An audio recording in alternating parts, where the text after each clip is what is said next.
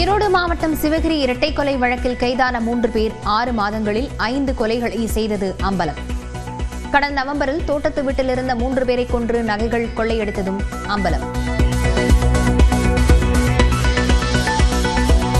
தேங்காய் உரிக்க தோட்டங்களுக்கு செல்லும்போது தனியாக வீட்டில் இருப்பவர்களை நோட்டம் விட்டு கொலை. 5 பேர் கொலை வழக்கில் கைதான ஆச்சியப்பன் வாக்குமூலம். கொள்ளையர்கள் தரும் திருட்டு நகைகளை உருக்கி உதவி செய்த நகைக்கடை உரிமையாளர். 4வது கைதான ஞானசேகரனின் பின்னணி.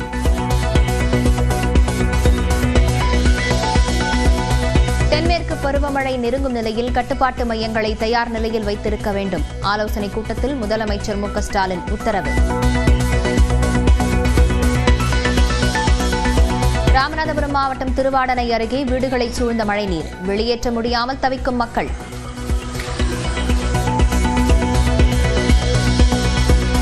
வேதாரண்யம் பகுதியில் பெய்த மழை காரணமாக உப்பு உற்பத்தி பாதிப்பு. சுமார் 9000 ஏக்கர் பரப்பளவிலான உப்பள பாத்திகளை சூழ்ந்துள்ள மழைநீர்.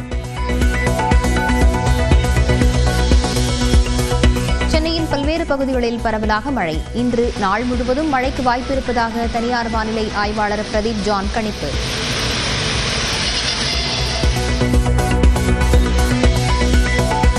நீலகிரி, கோவை, திருப்பூர், தேனி, திண்டுக்கல் மாவட்டங்களில் இன்று கனமழைக்கு வாய்ப்பு.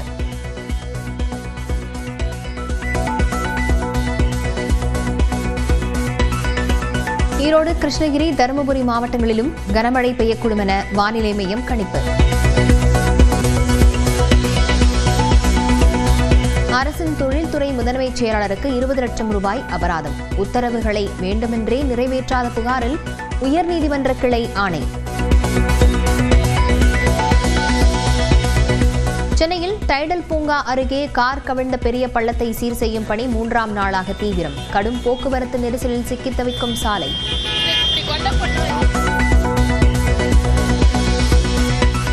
ஒசூர் அருகே விடிய விடிய கொட்டி தீர்த்த கனமழை. தென்பெண்ணை ஆற்றில் நீர்வரத்து அதிகரித்த நிலையில் நுரை பொங்க வெளியேறும் நீர்.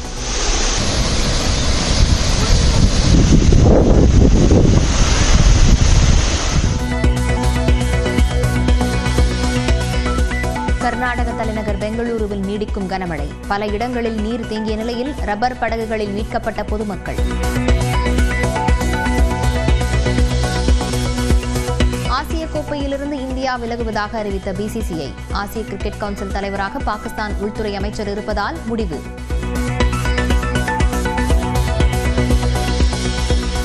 அமெரிக்க முன்னாள் அதிபர் ஜோ பைடனுக்கு மிக தீவிரமான புரோஸ்டேட் புற்றுநோய் பாதிப்பு. சிகிச்சைகள் தொடர்பாக மருத்துவக் குழு தீவிர ஆலோசனை.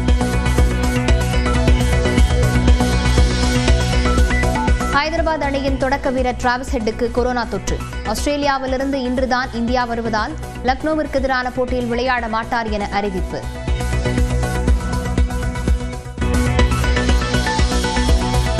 ஈரோடு மாவட்டம் சிவகிரி இரட்டை கொலை வழக்கில் கைதான 3 பேர் 6 மாதங்களில் 5 கொலைகளை செய்தது அம்பலம். கடந்த நவம்பரில் தோட்டத்து வீட்டில் இருந்த 3 பேரை கொன்று நகைகள் கொள்ளையடித்ததும் அம்பலம். தேங்காய் உரிக்க தோட்டங்களுக்கு செல்லும்போது தனியாக வீட்டில் இருப்பவர்களை நோட்டம் விட்டு கொலை.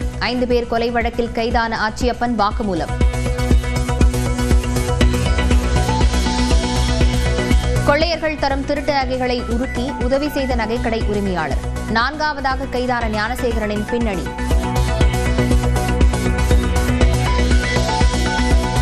தென்மேற்கு பருவமழை நெருங்கும் நிலையில் கட்டுப்பாட்டு மையங்களை தயார் நிலையில் வைத்திருக்க வேண்டும். ஆலோசனைக் கூட்டத்தில் முதலமைச்சர் மு க ஸ்டாலின் உத்தரவு. ராமநாதபுரம் மாவட்டம் திருவாடனை அருகே வீடுகளை சூழ்ந்த மழைநீர். வெளியேற்ற முடியாமல் தவிக்கும் மக்கள்.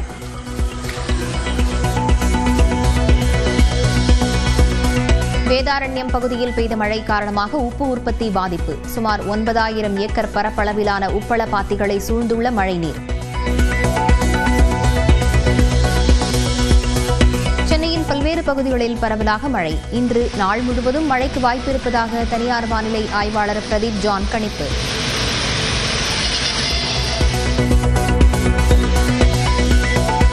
நீலகிரி, கோவை, திருப்பூர், தேனி, திண்டுக்கல் மாவட்டங்களில் இன்று கனமழைக்கு வாய்ப்பு.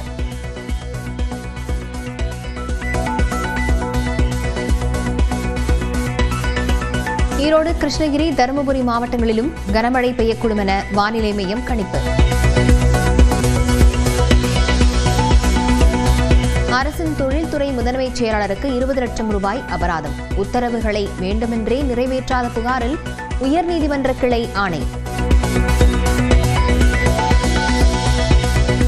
சென்னையில் டைடல் பூங்கா அருகே கார் கவிழ்ந்த பெரிய பள்ளத்தை சீர் செய்யும் பணி 3ஆம் நாளாக தீவிரம். கடும் போக்குவரத்து நெரிசலில் சிக்கித் தவிக்கும் சாலை.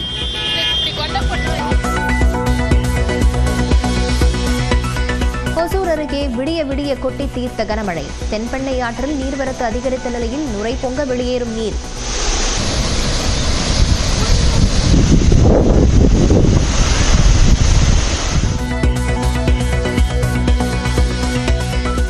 கர்நாடக தலைநகர் பெங்களூருவில் நீடிக்கும் கனமழை. பல இடங்களில் நீர் தேங்கிய நிலையில் ரப்பர் படகுகளில் மீட்கப்பட்ட பொதுமக்கள். ஆசிய கோப்பையிலிருந்து இந்தியா விலகுவதாக அறிவித்த பிசிசிஐ. ஆசிய கிரிக்கெட் கவுன்சில் தலைவராக பாகிஸ்தான் உள்துறை அமைச்சர் இருப்பதால் முடிவு.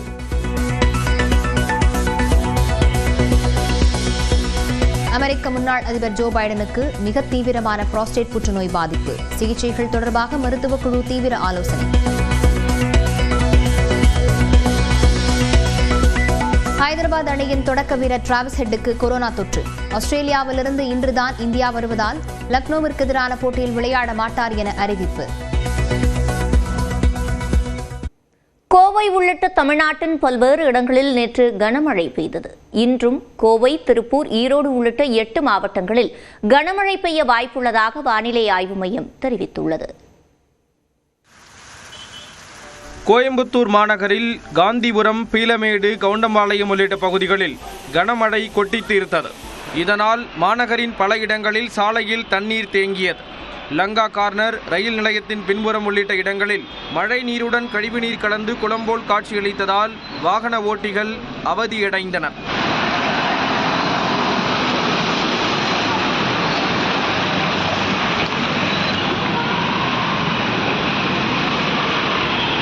இதனிடையே கோவை தொண்டாமுத்தூர் சுற்றுவட்டார பகுதியில் வெளுத்து வாங்கிய மழையால் விவசாயிகள் மகிழ்ச்சியடைந்தனர்.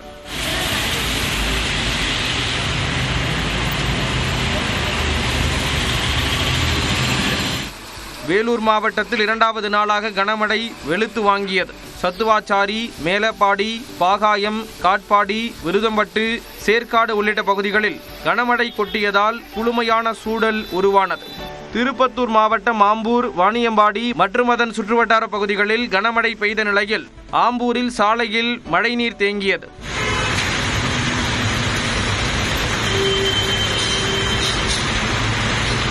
திருவண்ணாமலை மாவட்டம் ஆரணி மற்றும் அதன் சுற்றுவட்டார பகுதிகளான கண்ணமங்கலம், சேவூர், இரும்பேடு, குன்னத்தூர் உள்ளிட்ட பகுதிகளில் 3வது நாளாக கனமழை கொட்டி தீர்த்தது.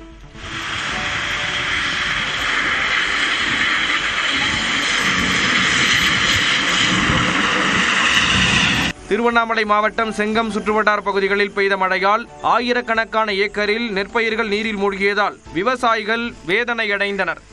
கிருஷ்ணகிரி மாவட்டம் வேப்பனப்பள்ளி மற்றும் அதன் சுற்றுவட்டார பகுதிகளில் பலத்த காற்றுடன் கனமழை வெளுத்து வாங்கியது.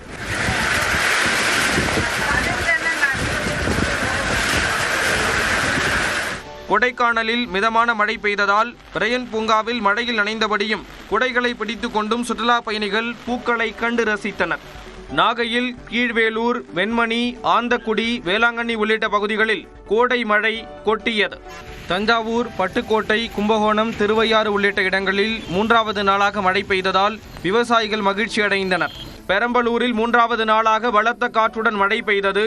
பகலிலேயே இருள் சூழ்ந்ததால் வாகன ஓட்டிகள் முகப்பு விளக்குகளை எரிய விட்டபடி பயணித்தனர்.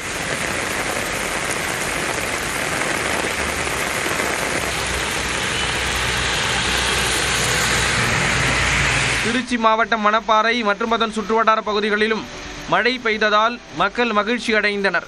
சிவகங்கை மாவட்டத்தில் காரைக்குடி, காஞ்சிரங்கால், திருமாஞ்சோலை, காளையார்கோவில் உள்ளிட்ட பகுதிகளில் நேற்று இரவு கனமழை கொட்டியது.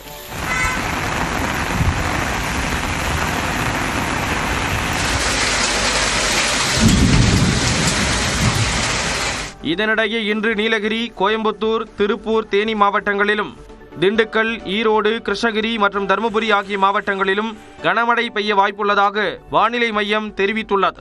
கோயம்புத்தூர் மாவட்ட மலைப்பகுதிகள் மற்றும் நீலகிரி மாவட்டத்தில் நாளை மிக கனமழை பெய்யக்கூடும் என்றும் கணித்துள்ளது. சென்னையில் மிதமான மழைக்கு வாய்ப்புள்ளதாக குறிப்பிட்டுள்ளது.